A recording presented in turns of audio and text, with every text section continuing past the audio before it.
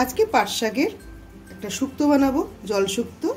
তো দেখো এখানে এক আটি পাট শাক নিয়েছি আমি। পাট শাকগুলো আমি বোটা থেকে একটু বাড়িয়ে দিয়ে, এই যে বোটাটা আছে বোটাটার থেকে একটু বাড়িয়ে দিয়ে তারপর আমি এইভাবে সব পাতাগুলো এইভাবে ঝুলে নেব। দেখো এইভাবে প্রতি গোটা পাতাই আমি এইভাবে ছুলে নেব। তবে একদম যে আগার যে কচি পাতাগুলো এগুলো দেবো না, এগুলো দিলে পরে বেশি একটু লোট ভাব হয়ে যায়। সব আগার পাতাগুলো ও পোকা পাতাগুলো বাদ দিয়ে পুরো শাকের আটিটা আমি বেছে নিলাম। এবার আমি পাতাগুলো ভালো করে ধুয়ে নেব। শাকটা আমি ভালো করে ধুয়েছি, ধুয়ে আমি 15 মিনিট ভিজিয়ে রেখেছিলাম। কারণ তোমরা জানো আজকাল শাক পাতাতে অনেক রকম কীটনাশক স্প্রে করা হয়। তা যে কোনো শাকই রান্না করার সময় তোমরা আধা ঘন্টা না হলেও 15-20 মিনিট জলে ভিজিয়ে রাখবে।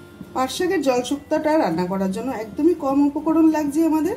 এখানে হাফ চামচ দেখো রাঁধুনি নিয়েছি ও 1 ইঞ্চি মতো আদা নিয়েছি। এই দুটো আমি মিহি করে বেটে নেব।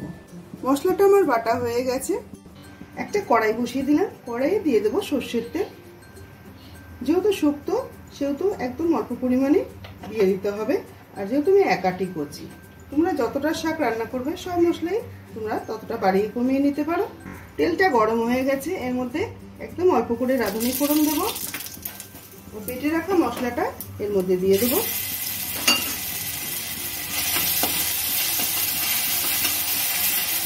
এক মিনিট মশলাটা একটুখানি কষিয়ে নেব। এবার ধুয়ে রাখা পাট শাকগুলো এর মধ্যে দিয়ে দেবো।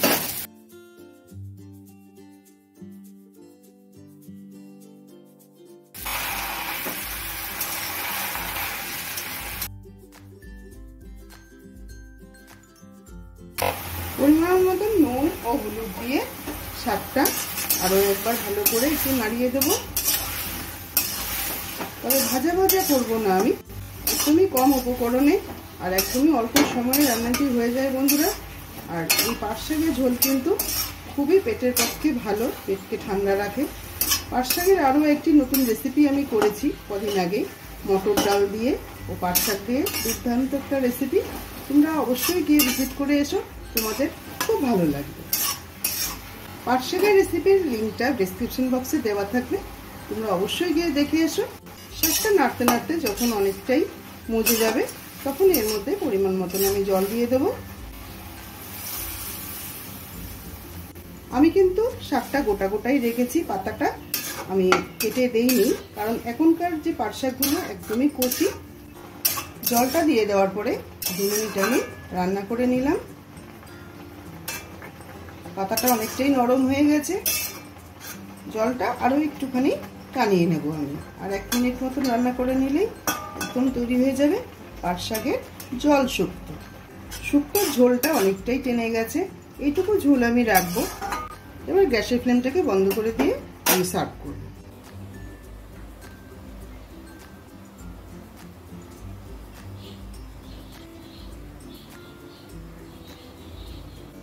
তৈরি হয়ে গেল খুবই অল্প সময়ে অল্প উপকরণে পাট পাতার জল শুক্তো। বন্ধুরা, ভিডিওটা ভালো লাগলে অবশ্যই একটা লাইক করে দিও। আর তুমি যদি আমার চ্যানেলে নতুন বন্ধু হয়ে থাকো তাহলে একটা সাবস্ক্রাইব করে দিও। পুরো ভিডিওটা দেখার জন্য অসংখ্য ধন্যবাদ। দেখা হচ্ছে অন্য কোনো রেসিপির সাথে।